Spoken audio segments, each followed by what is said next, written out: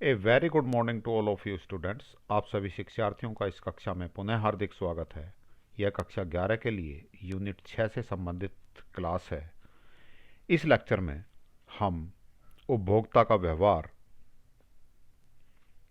उत्पादक का व्यवहार और पूर्ति के बारे में जो यूनिट है यूनिट 6 माइक्रो इकोनॉमिक्स की, उसके बारे में बात कर रहे हैं। इसमें एक क्लास हमारी पहले हो चुकी है, जिस क्लास में हमने टोटल प्रोडक्शन के बारे में, मीनिंग ऑफ प्रोडक्शन फंक्शन की बात कर ली थी, शॉर्ट रन और लॉन्ग रन प्रोडक्शन की बात कर ली थी।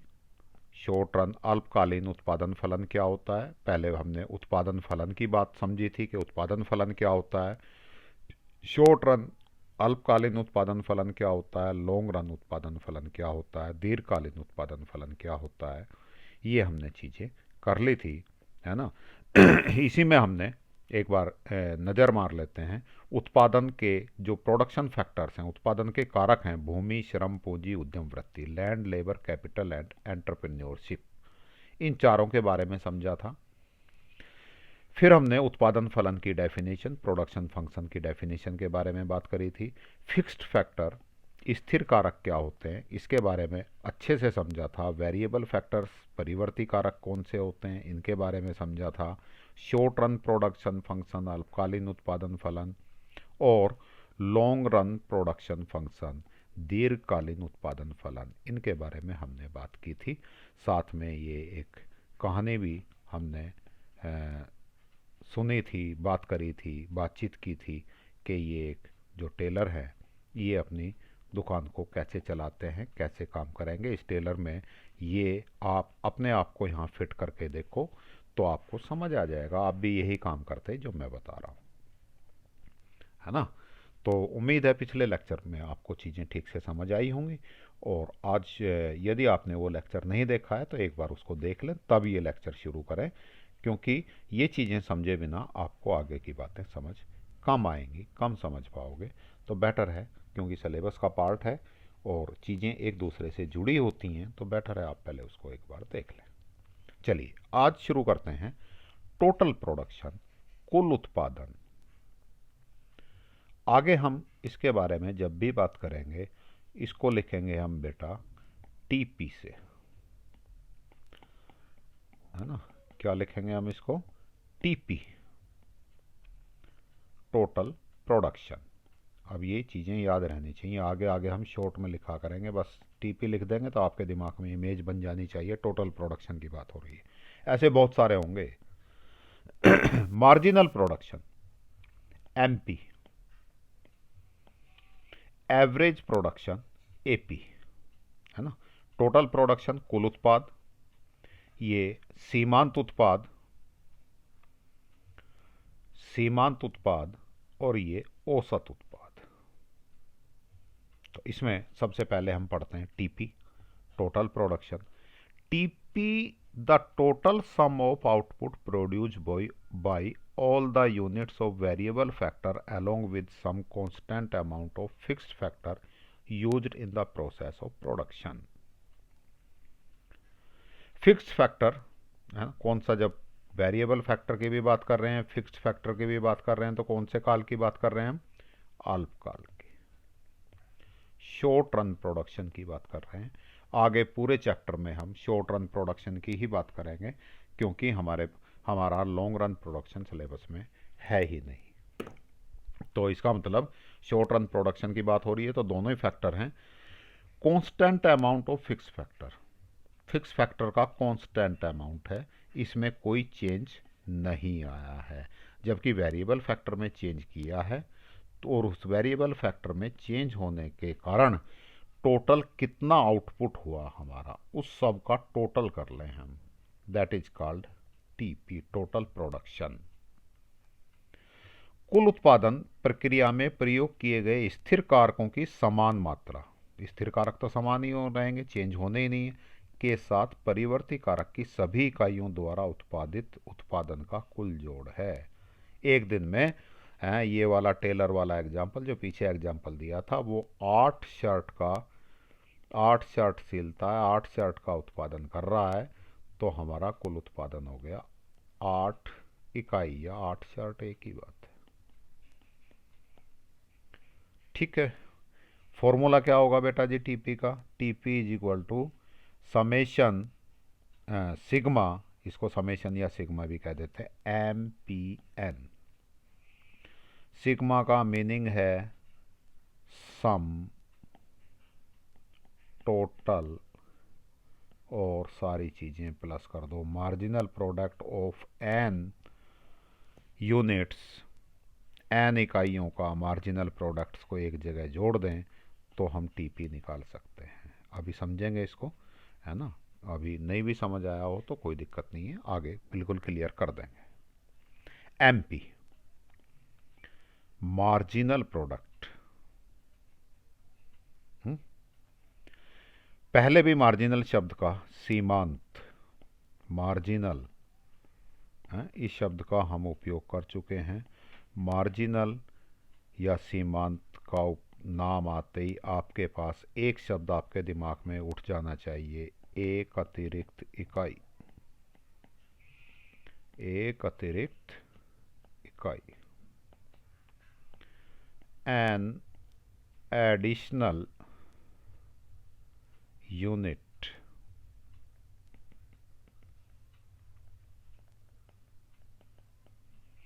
MP refers to change in TP when one more unit of variable factor या an additional unit of variable factor, बल्कि ये याद करो, when an additional unit of, ये वाली चीज यहाँ ले जाओ, variable factor is used when fixed factor remaining constant। एक फिक्स फैक्टर तो फिक्स है ही, और उसकी फैक्टर की जो वेरिएबल फैक्टर है उसमें एक इकाई हम बढ़ा दें, एडिशनल यूनिट और उसमें ऐड कर दें। श्रमिक, मान लीजिए श्रमिकों की इकाई हमारी वेरिएबल फैक्टर है, पहले 2 श्रमिक काम कर रहे थे, फिर 3 श्रमिक लगा दिए। अब तीसरे श्रमिक की वजह से कितना टोटल प्रोडक्शन में चेंज हुआ? 2 श्रमिक पहले मान लीजिए 4 शर्ट बना रहे थे, तीसरा श्रमिक लगते ही शर्ट की संख्या, 2 श्रमिक कितनी शर्ट बना रहे थे? 8, तीसरा श्रमिक बनते ही शर्ट की संख्या बढ़कर हो गई 6 शर्ट। तो तीसरे श्रमिक के कारण कितनी शर्टें बढ़ी? 2 शर्ट, 2 इकाई उत्पादन बढ़ा। इसको हम कहेंगे एमपी, मार्जिनल प्रोडक्ट। जब स्थिर कारक की इकाई समान रहते हुए परिवर्ती कारक की एक अतिरिक्त इकाई का प्रयोग किया जाता है, स्थिर कारक तो समान रखना ही है, और परिवर्ती कारक की एक अतिरिक्त इकाई, ये जो मैंने आपको बताया था, का प्रयोग किया जाता है, तो कुल उत्पादन में परिवर्तन सीमांत उत्पाद कहलाता है। उत्पादन में, टोटल प्रोडक्शन में कितना चेंज हुआ। हाँ, यहाँ समझ लीजिए, एक टेबल बना ली हमने, इस टेबल में भूमि है, वही अब उसी एग्जाम्पल को पकड़े रखेंगे हम पूरी यूनिट में। कौन सा? टेलर वाला, वो जो उसने दुकान खोली थी भाई ने। इसमें भूमि का टुकड़ा कितना है? 1, सब जगह 1 1 है। इसका अर्थ हुआ ये कौन सा फैक्टर हो गया बेटा? स्थिर कारक, फिक्स्ड फैक्टर।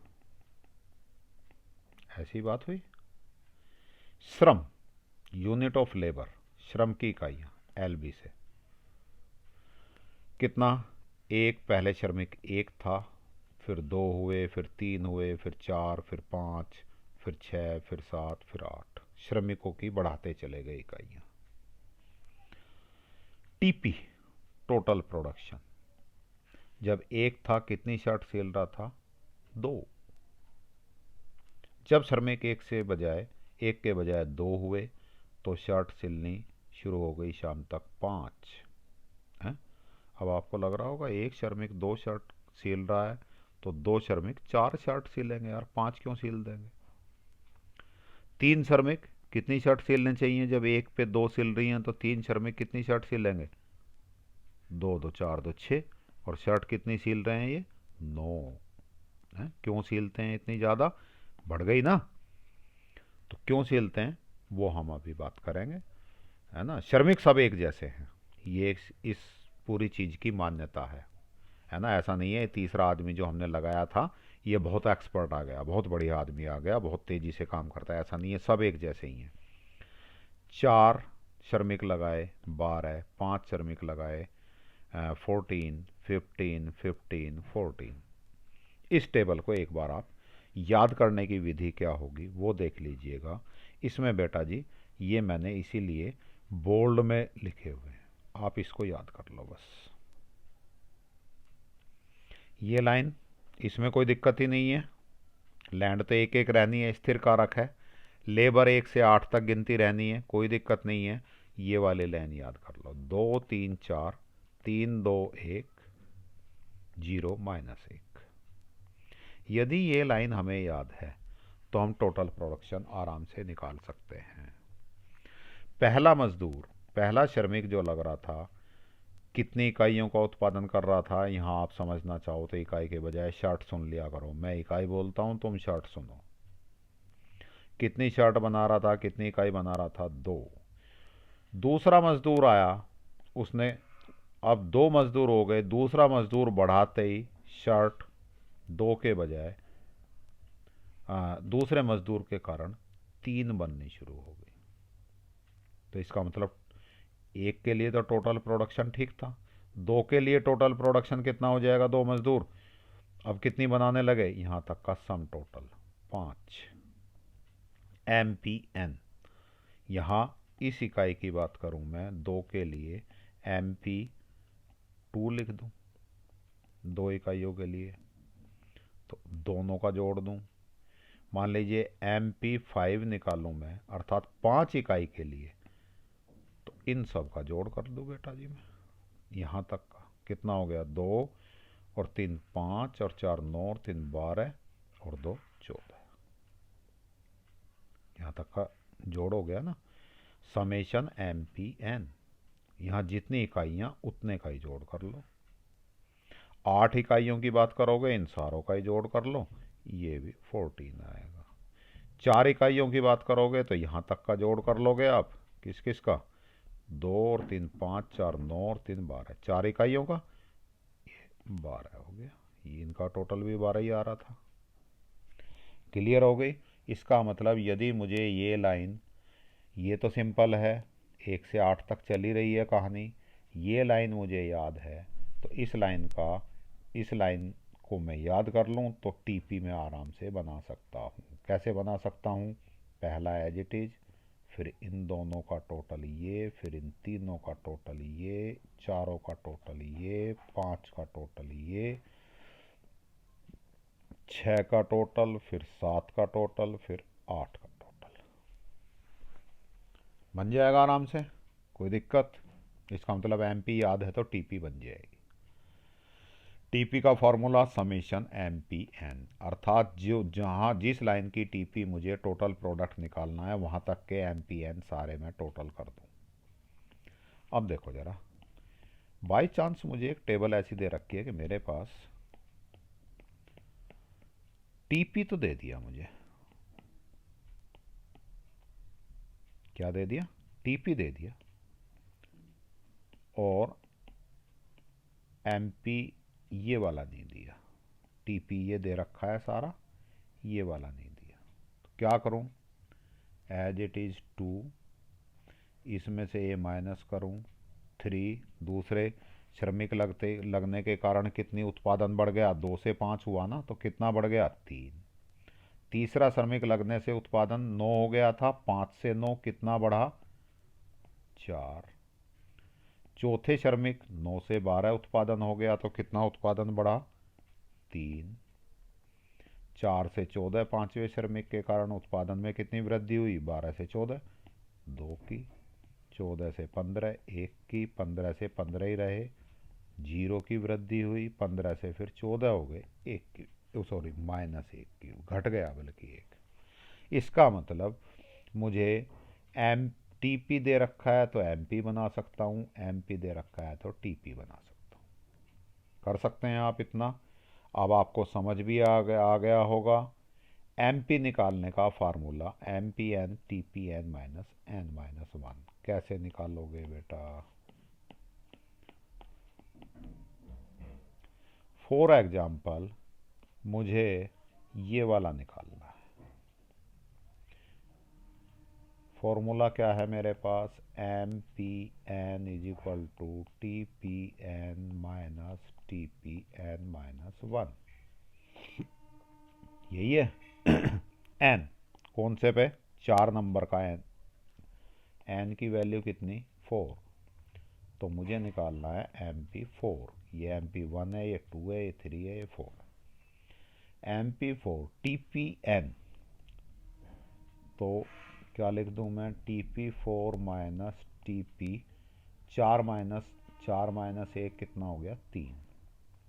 तो M P 4 is equal to T P 4 कितना है बेटा? 12 माइनस टी पी 3 9। तो M P 4 is equal to 12 minus 9 कितना हो गया? 3। तो एम पी 4 3 आ गया, नहीं आ गया? फॉर्मूला वही है। इसमें से ये घटा के यहाँ लिख दो, इसमें से ये घटाओगे ये आ जाएगा, इसमें से ये घटाओगे ये आ जाएगा, ये एज इट इज आ जाएगा। क्लियर हो गई बात? इसका मतलब हमें अब यहाँ तक की बात क्लियर हो गई कि एमपी क्या होता है, स्थिर परिभाषा याद हो गई, इसका एमपी का फॉर्मूला याद हो गया, टीपी का फॉर्मूला याद हो गया। एमपी को वहाँ तक का एमपी सारा जोन से नंबर का टीपी निकालना है, जोड़ दोगे टीपी निकल जाएगा। और जहाँ तक जोन से नंबर का एमपी निकालना है, उस नंबर के टीपी में से उससे पहले वाला टीपी घटा दोगे तो एमपी निकल जाएगा। नेक्स्ट चलते हैं एपी की तरफ कि एपी क्या होता है। एपी एवरेज प्रोडक्ट, औसत उत्पाद। AP is output per unit of the variable factor. औसत जैसे आप अपने मार्क्स का औसत निकालते हैं, है ना? टेस्ट में एक में से 10 में से 6 आए, एक में से एक टेस्ट में 8 आए, एक में 10 आए, तो इन तीनों को जोड़ेंगे, 8 और 6 14, 14 और 10 24। और कितने कितने टेस्ट की बात कर रहा हूँ मैं? 3 टेस्ट की, है ना? 3 से भाग दे देंगे, औसत कितना आ गया? 8। तो प्रति टेस्ट 8 मार्क्स की औसत आ गई आपकी। सेम है, बहुत निकाली होंगी आपने औसत।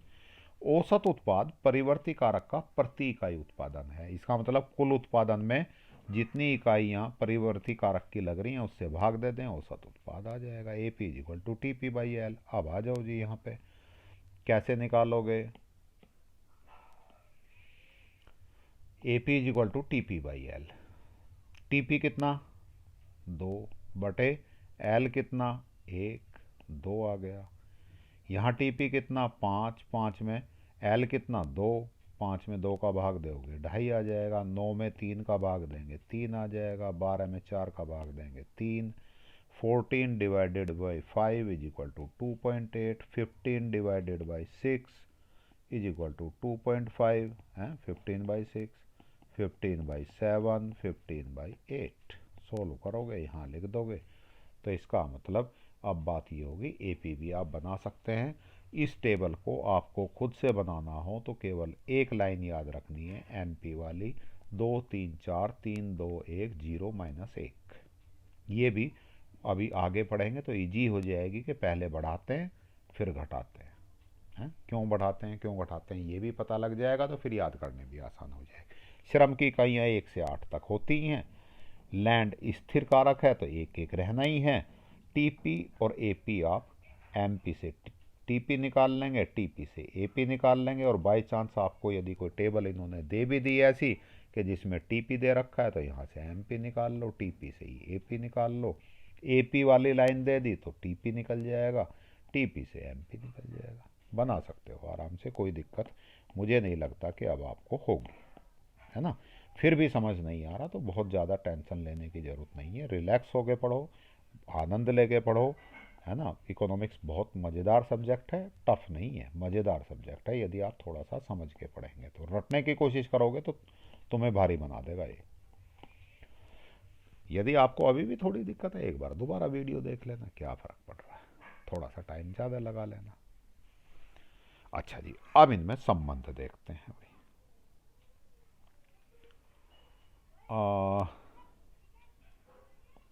संबंध से पहले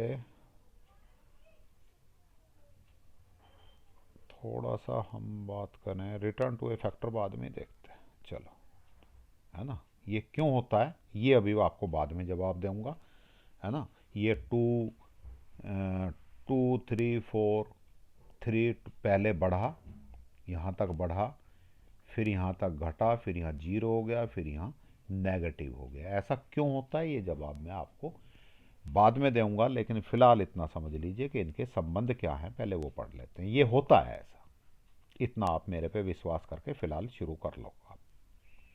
चलिए, relationship between TP, MP and AP, इनका आपस में रिलेशन क्या है ना।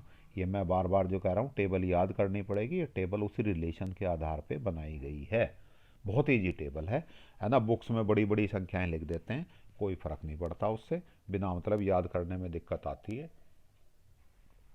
इसलिए बड़ा छांट छूट के बड़ी इजी सी टेबल आपके लिए लाते हैं कि आपको आसानी से याद हो जाए, और याद होने पर आप पेपर में लिख सकें, है ना। चाहे जो फिगर नहीं भर सकते आप, भाई ये लिख ली, ये लिख ली, आप इसको 2 3 4 5 6 8 10 12 ऐसा कुछ नहीं लिख सकते।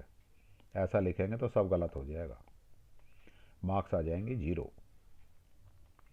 क्या रिलेशन है, पहले रिलेशन पढ़ते हैं हम, टीपी एंड एमपी। टीपी का मतलब है टोटल प्रोडक्ट, कुल उत्पाद, एमपी सीमांत उत्पाद, marginal product. So long as MP is increasing, MP जैसे जैसे बढ़ती है, TP is increasing at increasing rate.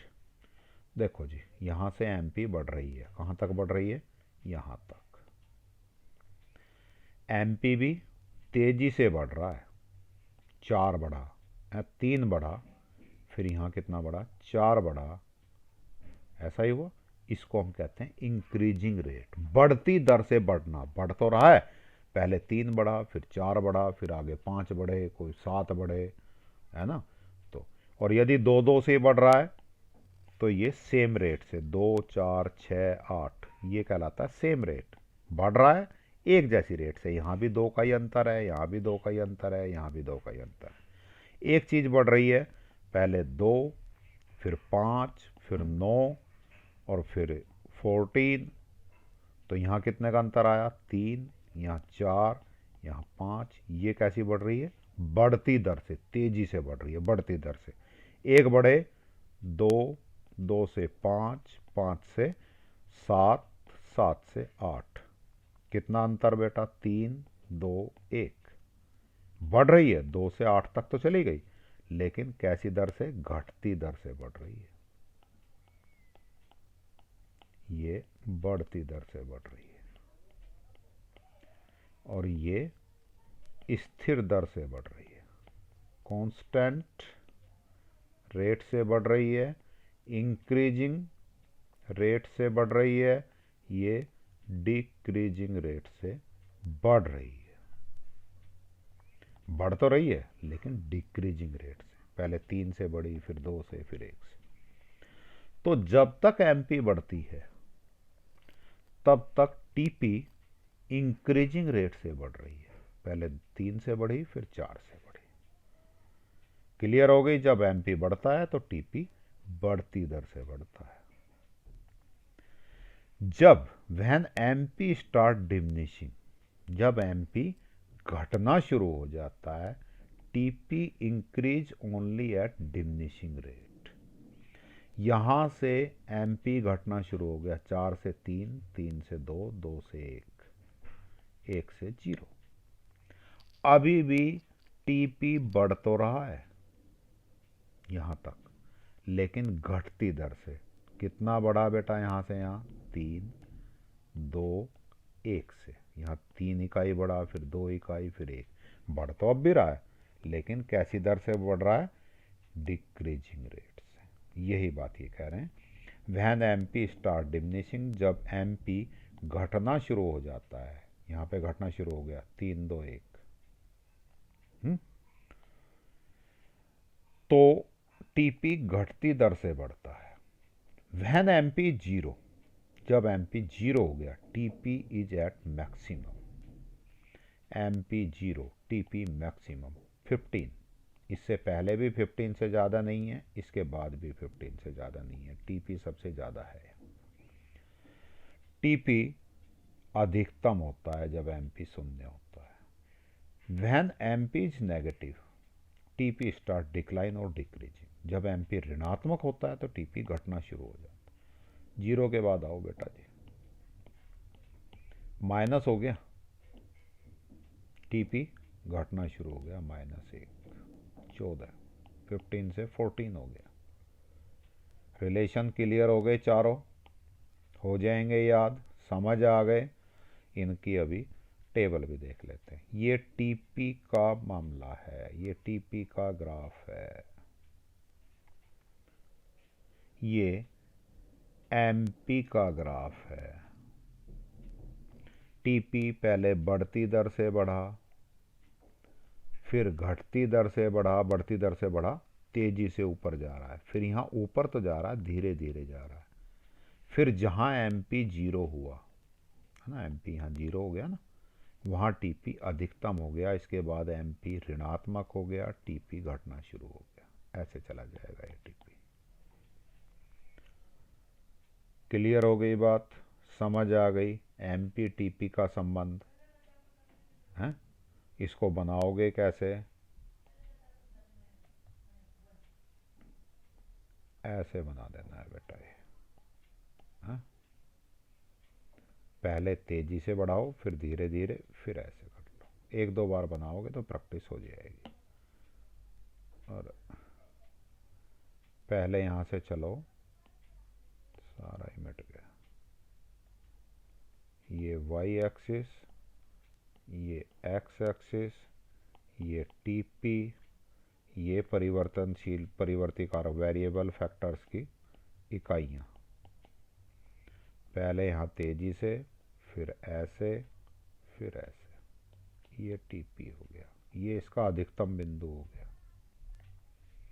नीचे एक और ग्राफ बनाओ बेटा, हैं?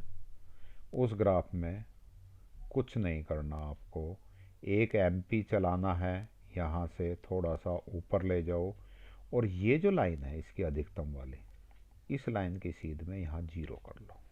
ये एमपी कहीं भी भगाए फिरो, यहाँ आके ये पॉइंट और ये पॉइंट एक सीध में होना चाहिए, ये वाली लाइन। क्लियर हुई बात। जहाँ से ये ढालना शुरू कर दिया था, यहाँ तेजी से बढ़ा था ना यहाँ तक, यहीं तक आपको एमपी बढ़ाना है, इसके बाद एमपी नीचे ले जाना शुरू कर दो। क्लियर हो गई। ऐसे ग्राफ बन जाएगा, बुक में देखोगे और ढंग से समझ आ जाएगा, क्लियर हो जाएगी बात। और ग्राफ को प्लेन पेपर पे कॉपी में ही बनाना होता है, ग्राफ पेपर आपको नहीं मिलता है। दूसरा संबंध, AP and MP. AP average product, औसत उत्पाद, एमपी मार्जिनल प्रोडक्ट, सीमांत उत्पाद। ये टीपी एमपी था, है ना, एमपी से रिलेशन है इसका, टीपी के साथ है एमपी का, यहाँ एमपी का एपी के साथ है। इसका मतलब केवल ये ग्राफ देखना है। देखिएगा रिलेशन क्या कहता है। When MP is greater than AP, जब एमपी एपी से बड़ा होता है, एपी इंक्रीज होता है, तो एपी बढ़ता है। कहाँ तक है, यहाँ तक की कहानी। एमपी जो है, ये वाली लाइन एमपी की है बेटा, ये एपी से ऊपर है ना, एपी वाली लाइन के ऊपर ही है ये लाइन, तो एपी बढ़ रहा है, धीरे धीरे बढ़ रहा है। जब एमपी एपी के नीचे आ गया तो एपी यहां से नीचे की तरफ जाना शुरू हो गया। एक हिस्सा ये हो गया, एक हिस्सा ये हो गया। जब एमपी ऊपर था तो एपी भी बढ़ रहा था, जब एमपी नीचे आ गया तो एपी भी घटना शुरू हो गया। नीचे की तरफ आ रहा है ना, ये डाउनवर्ड आ रहा है, ये अपवर्ड जा रहा है। When M P is less than A P, जब एम पी ए पी से कम है, ए पी डिक्रीज होता है, जो मैंने अभी बताया बात। तो पहला पॉइंट ये, दूसरा पॉइंट ये, तीसरा पॉइंट ये वाला। जब एम पी और ए पी बराबर हैं इस पॉइंट पर, M P is equal to A P, तो ए पी अधिकतम होता है। भाई यहाँ तक तो बढ़ा, यहाँ के बाद एम पी नीचे आ गया तो ये घटना भी शुरू हो गया, तो ये एम पी ए पी कैसा हो गया, अधिकतम, मैक्सिमम, मैक्सिमम ए पी। तीसरा पॉइंट यही हो गया बेटा। When M P is equal to A P is at maximum, जब एम पी ए पी के बराबर है तो ए पी अधिकतम होता है। चौथा पॉइंट, एम पी में बी जीरो और negative but A P continuously always positive. M P क्या है भाई, एम पी जीरो भी हुआ, नीचे चला गया, नेगेटिव भी हो गया, है ना, इस लाइन से नीचे तो नेगेटिव ही हो जाएगा, लेकिन ए पी डाउनवर्ड तो होता रहेगा, लेकिन कभी भी जीरो या नेगेटिव नहीं हो सकता एवरेज प्रोडक्ट, क्योंकि एवरेज प्रोडक्ट का फॉर्मूला है आपका, क्या फार्मूला है बेटा, A P is equal to T P by L. आप यहाँ देख रहे हैं टेबल में टी पी घटना तो शुरू हो गया, 14 हो गया, 13 हो जाएगा, लेकिन ये कभी भी टोटल प्रोडक्ट, मतलब 8 मजदूर काम कर रहे हैं, अभी तो तुम्हें यही विश्वास नहीं हो रहा होगा कि 7 मजदूर काम करके तो 15 शर्ट बना रहे हैं, 8 मजदूर काम कर रहे हैं तो 14 ही शर्ट बन रही हैं, और घट गई एक, जबकि चाहे एक ही बढ़ती, आधी बढ़ती, बढ़ती तो सही। भाई 7 मजदूरों ने कितनी शर्ट बनाई, 7 मजदूरों ने 15 शर्ट बनाई, 8 मजदूरों ने कितनी शर्ट बनाई, 14। लग रहा है ठीक होगी बात, नहीं ठीक नहीं होगी, लेकिन ये कैसे है ठीक, समझाऊंगा, आगे समझाऊंगा। रिटर्न टू इसको स्केल पढ़ेंगे तब आपको समझ आ जाएगी। तो ये भले ही हम 100 मजदूर कर दें, 100 मजदूर भी मिलकर कोई एक शर्ट तो बनाएंगे ही, है ना, ऐसा तो नहीं होगा कि कुछ भी ना बने उस दिन, एक शर्ट भी बनी, है ना, तो टोटल प्रोडक्ट कितना हो गया, टीपी 1। तो फॉर्मूला मेरा क्या बन जाएगा बेटा, 1 बटे लेबर कितनी, चाहे 100 मजदूर सही, कितना हो गया, 0.01। इसका मतलब आंसर तो प्लस में ही रहेगा, है ना, चाहे यहाँ 1000 कर दूँ 0.01 हो जाएगा, तो टीपी घटता तो जाएगा, लेकिन ये कभी भी टीपी जीरो नहीं हो सकता। क्यों नहीं हो सकता, क्योंकि टीपी कुछ ना कुछ तो रहेगा, तो जब यहाँ कुछ भी वैल्यू रहेगी, चाहे इसको कितनी भी बड़ी संख्या से भाग दे लें, कुछ तो वैल्यू आएगी और वो हमेशा पॉजिटिव रहेगी, तो एपी कभी भी नेगेटिव नहीं हो सकता, ना टीपी नेगेटिव हो सकता। और टीपी नेगेटिव नहीं होगा क्योंकि टीपी में ही भाग, लेबर का भाग देके हमें एपी निकालना है, तो एपी भी नेगेटिव नहीं होगा। तो एमपी शून्य या ऋणात्मक हो सकता है, परंतु एपी हमेशा धनात्मक रहता है। Is it clear? चलिए बेटा जी, ये मेरे ख्याल से आपको डायग्राम भी ठीक से समझ आ गया होगा, और डायग्राम के साथ साथ आपको इनके आपस में क्या संबंध हैं ये भी क्लियर हो गई होगी बात। चलिए, रिटर्न टू ए फैक्टर, अब बात करेंगे उसकी। रिटर्न टू ए फैक्टर कहता है एक कारक के प्रतिफल परिवर्ती अनुपात का नियम, लॉ ऑफ वेरिएबल प्रोपोर्शन। ये अलग अलग चीजें, कारक के प्रतिफल कह लो या परिवर्ती अनुपात का नियम। Law of variable proportion states that as more and more of variable factor is combined with fixed factor, variable factors ज़्यादा से ज़्यादा फिक्स फैक्टर के साथ हम लगाते चले जाएं, जोड़ते चले जाएं, तो marginal product of variable factor में इनिशियली राइज, शुरू में एम पी बढ़ता है, but eventually A situation must come when marginal product of variable factor start decline. एक स्थिति ऐसी अवश्य आएगी कि मार्जिनल प्रोडक्ट घटना शुरू हो जाएगा, जैसा हमारी स्थिति यहाँ कहाँ आई थी, 4 के बाद, फिर यहाँ से घटना शुरू हो गया बेटा। यहाँ भी एमपी पहले बढ़ा और यहाँ के बाद फिर घटना शुरू हो गया। इवन नेगेटिव स्टेज ऋणात्मक भी हो सकता है। परिवर्ती अनुपात का नियम बताता है कि स्थिर कारक के साथ परिवर्ती कारक की अधिक से अधिक इकाइयों का जैसे जैसे प्रयोग में लाया जाता है, तब परिवर्ती कारक का सीमांत उत्पाद प्रारंभ में बढ़ता है, पहले एमपी बढ़ेगा, परंतु एक स्थिति ऐसी अवश्य आती है जब परिवर्ती कारक का सीमांत उत्पाद गिरना शुरू हो जाता है या और बाद में ऋणात्मक भी हो जाता है। सीमांत उत्पाद पहले बढ़ता है फिर घटना शुरू हो जाता है। आप चाहे यहाँ देख लें ग्राफ में, चाहे इसमें देख लें, एमपी की ही कहानी की बात कर रहे हैं ये।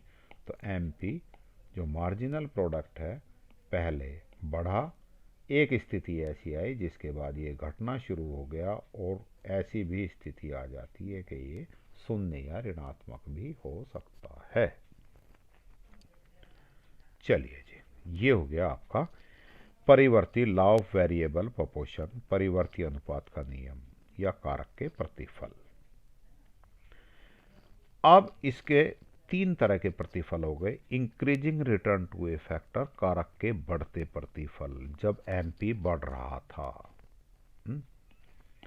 इनको मैं जरा एक बार क्लियर साफ से कर दूं तो आपको दोबारा से समझा पाऊंगा।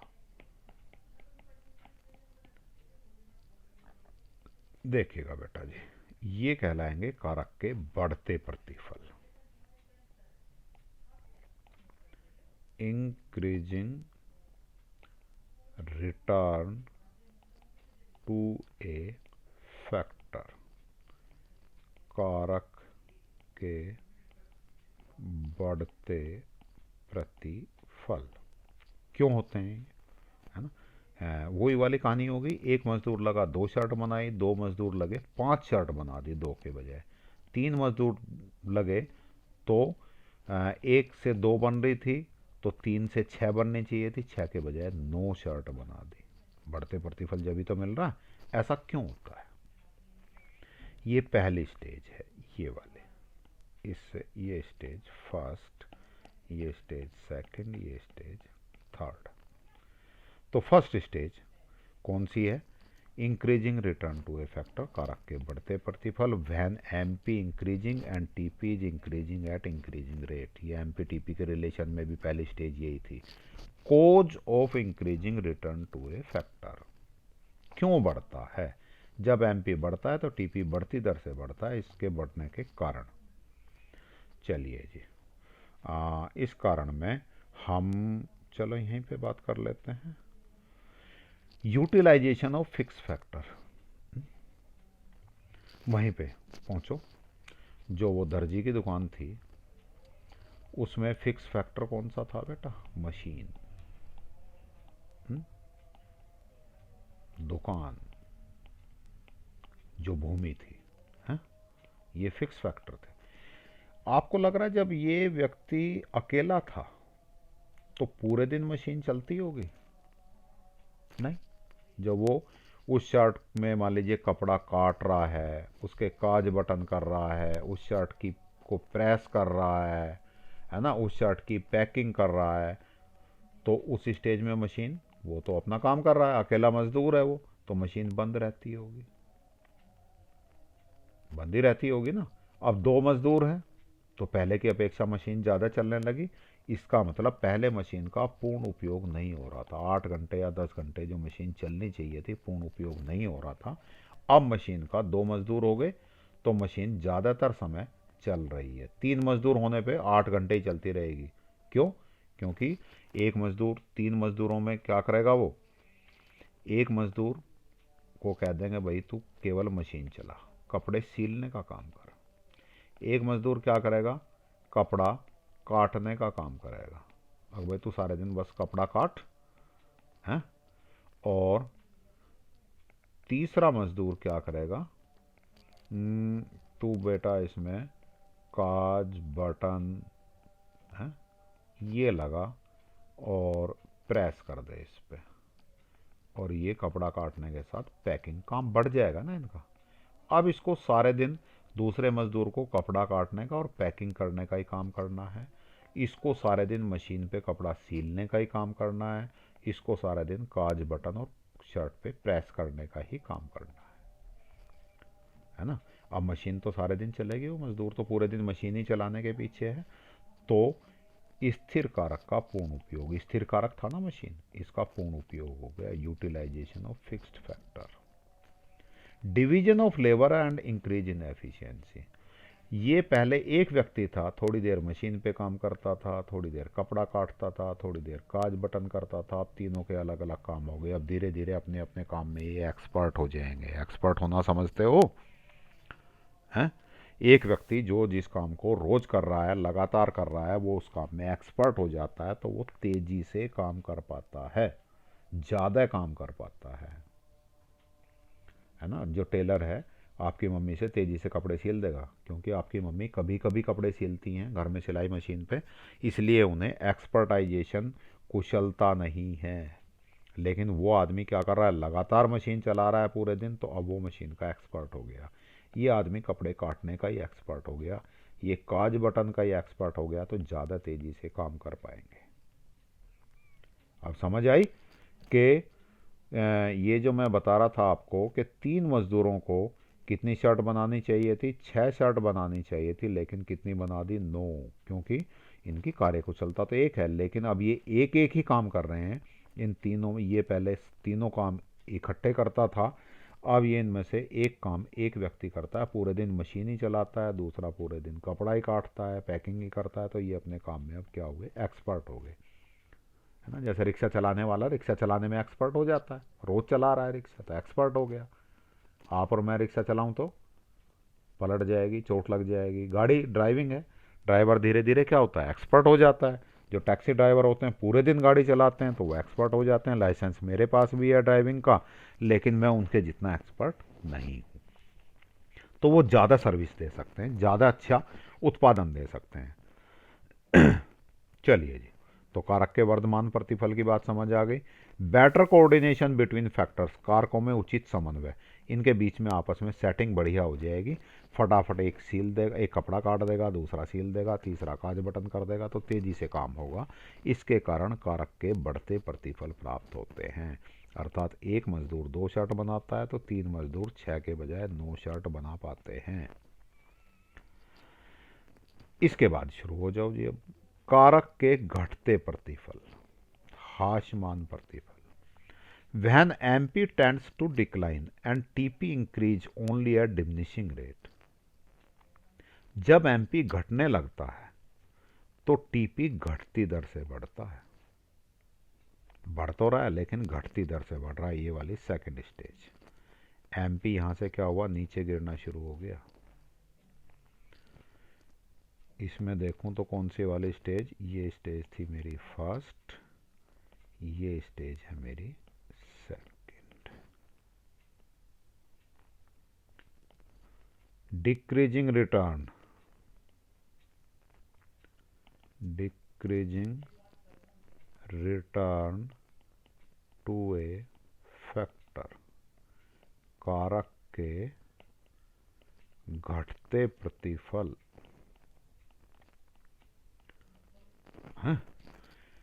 चार 3 मजदूरों ने 9 बनाई, 4 ने 12 बनाई, 5 ने, यहाँ 3 के हिसाब से, यहाँ इस हिसाब से एक मजदूर को कितनी बना देनी चाहिए, 3।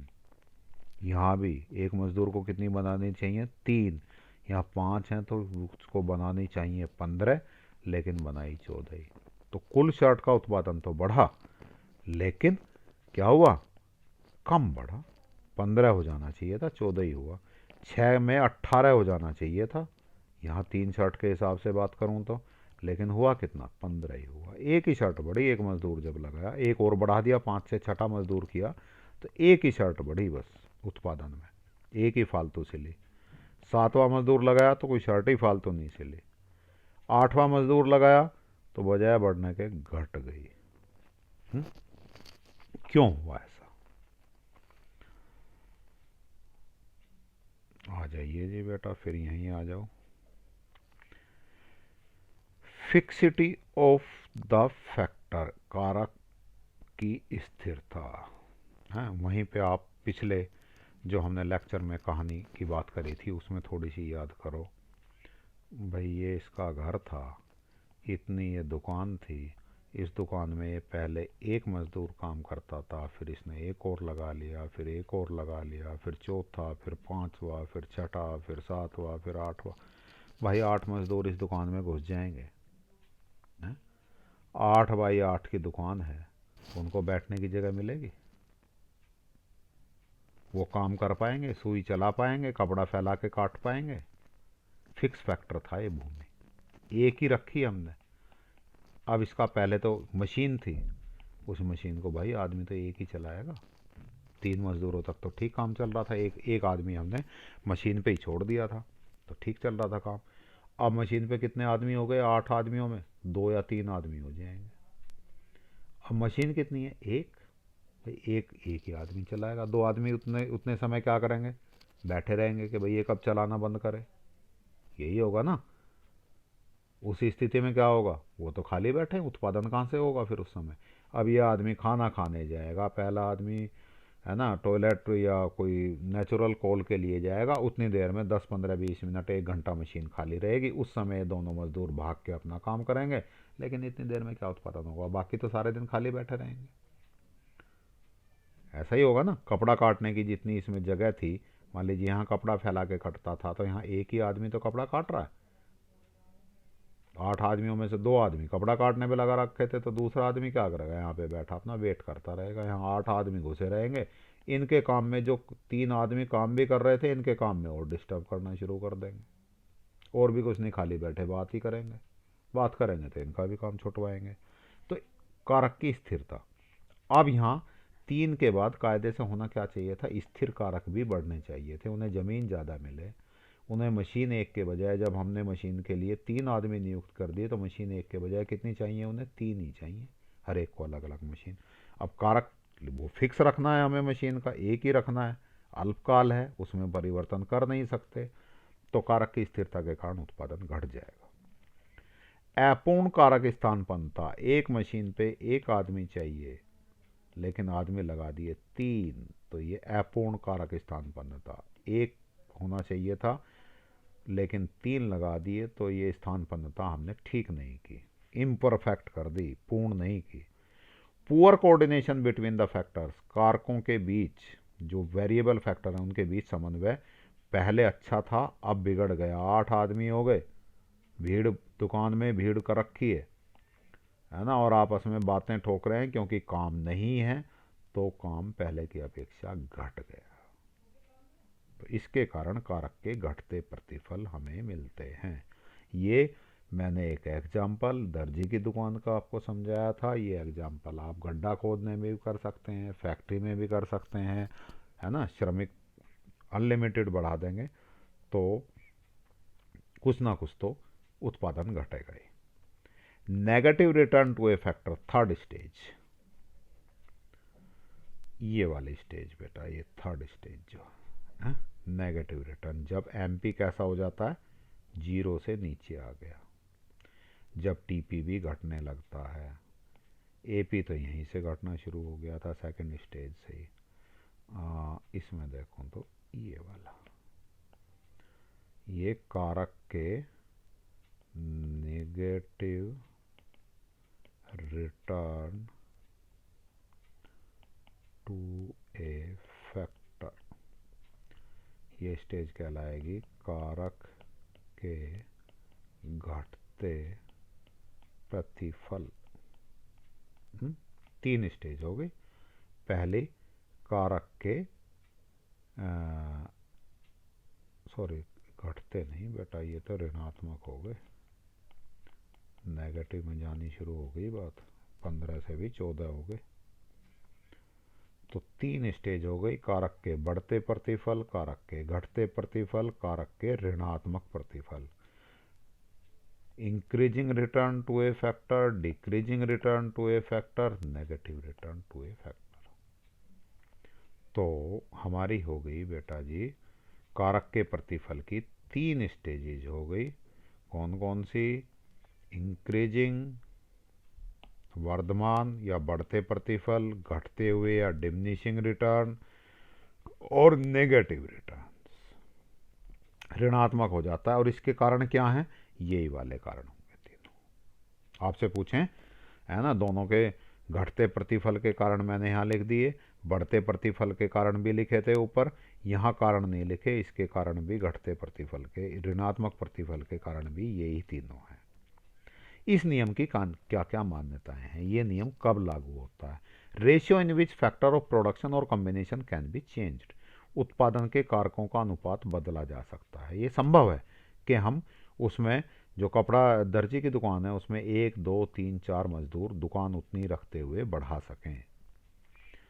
Units of variable factors are equally efficient. पहला मजदूर भी उतना ही एफिशिएंट है, दूसरा भी उतना ही कुशल और योग्य है, तीसरा भी इतना ही है, चौथा भी, वरना तो दूसरा ही मजदूर निकम्मा आ गया तो फिर पहला मजदूर 2 शर्ट बना रहा था, फिर दोनों मिलकर 2.5 बना पाएंगे, बजाय 3 के 5 के 2.5 बना पाएंगे, है ना। तो ये सारे मजदूर नंबर 1 2 3 4 बराबर कुशल हैं, इनकी कुशलता, योग्यता, मेहनती बराबर हैं। ये कोई निकम्मा नहीं है, कोई बहुत ज़्यादा जो तेज नहीं है। Technology does not change.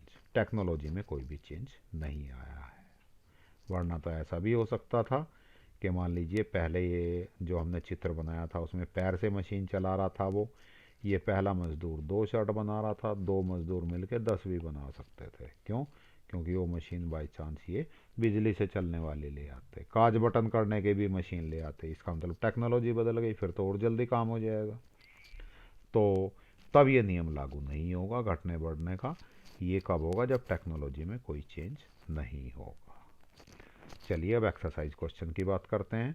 उत्पादन फलन की अवधारणा को समझाइए। Explain the concept of production function. इससे पहले वाले यूनिट में, पहले वाले लेक्चर में इन्हीं आप कह सकते हैं नोट्स में सबसे पहले प्रोडक्शन फंक्शन की अवधारणा, कॉन्सेप्ट की ही बात की है, वहाँ से आप समझ सकते हैं, देख सकते हैं।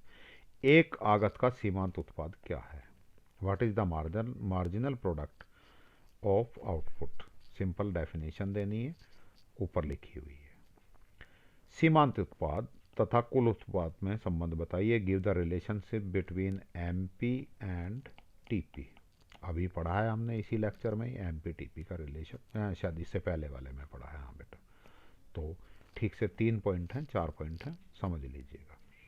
अल्पकाल और दीर्घकाल की अवधारणा की व्याख्या कीजिए। Explain the concept of short run and long run. पिछले एक एग्जाम्पल देके दर्जी की दुकान वाला सारा कुछ समझाया था, देख लीजिएगा, परिभाषा लिखी हुई है। परिवर्ती अनुपात का नियम क्या है? लॉ ऑफ वेरिएबल प्रोपोर्शन अभी पढ़ाया है, पूरा लिखा हुआ है, थोड़ा सा लंबा है लेकिन याद हो जाएगा, आसान है। क्या है लॉ ऑफ वेरिएबल प्रोपोर्शन? ये वाला law of variable proportion state that as more and more variable factors of combined with fixed factor, marginal product of variable factor may initially rise। पहले बढ़ता है फिर, लेकिन बाद में एक स्थिति ऐसी अवश्य आती है जब सीमांत उत्पाद घटना शुरू हो जाता है और यहाँ तक कि ऋणात्मक भी हो जाता है। देन निम्नलिखित सूची दी हुई है तालिका में श्रम की सीमांत उत्पाद है। एमपी दिया हुआ है बेटा जी, है ना, ये वाले एमपी दिया हुआ है, इससे टीपी बनाना है, एपी बनाना है। ये मैंने स्पेशल तुम्हारे लिए रखा है क्योंकि इससे पहले वाले लेक्चर में, लेक्चर 1 में मैंने एक्सप्लेन ढंग से किया था कि कैसे एमपी से टीपी बनाओगे, टीपी से एपी बनाओगे। परिवर्ती अनुपात के नियम की विभिन्न अवस्थाओं में कुल उत्पाद तथा सीमांत उत्पाद में क्या संबंध होता है? कितनी स्टेज? 1 2 3 स्टेज। कौन कौन सी? Increasing return to a factor, कारक के बढ़ते प्रतिफल, वर्धमान प्रतिफल, कारक के घटते प्रतिफल, कारक के ऋणात्मक प्रतिफल। Decreasing return to a factor, negative return to a factor. उपयुक्त रेखा चित्र का प्रयोग करते हुए औसत उत्पाद एपी एमपी के बीच कौन सा डायग्राम बनाओगे बेटा? ये वाला। यदि टीपी एमपी का पूछे फिर दोनों फिर दोनों बनेंगे, टीपी भी और एमपी भी।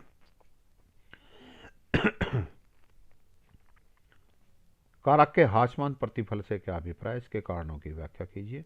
हाशमान मीन्स डिमिनिशिंग रिटर्न या डिक्रीजिंग वाला, ये वाला डिमिनिशिंग रिटर्न या डिक्रीजिंग भी बोल देते हैं इसको, घटते या हाशमान प्रतिफल, इसके क्या कारण हैं। घटते प्रतिफल के कारण ये तीनों मैंने आपको समझाए बताए, ये तीनों लिखने हैं इसमें। चलिए जी, ठीक है, यहाँ तक की बात आपकी हो गई। ये होमवर्क आप अपनी कॉपी में करके अपने टीचर्स को इनकी फ़ोटो भेज सकते हैं। पैंडमिक पीरियड है, आपका कांटेक्ट तो टीचर्स से हो नहीं पा रहा आपने, लेकिन हमें पढ़ाई तो करनी है किसी तरह से, तो हमें काम चलाना है इनकी, और टीचर्स आपके चेक करके आपको गाइड कर देंगे कि कितना ठीक लिखा है कितना गलत लिखा है। चलिए, आज का लेक्चर हम ख़त्म करते हैं। लगभग 1 घंटे के आसपास हो गया, थोड़ा सा बड़ा हो गया, 50-55 मिनट, इतना बड़ा तो खैर 11th में पढ़ते हो। आजकल 1 घंटे की तो सिटिंग आपकी होनी ही चाहिए, है ना। तो आपने मेरी बातें ध्यान से सुनी, इसके लिए आपका बहुत बहुत हार्दिक धन्यवाद, आभार। आप सभी का दिन शुभ हो।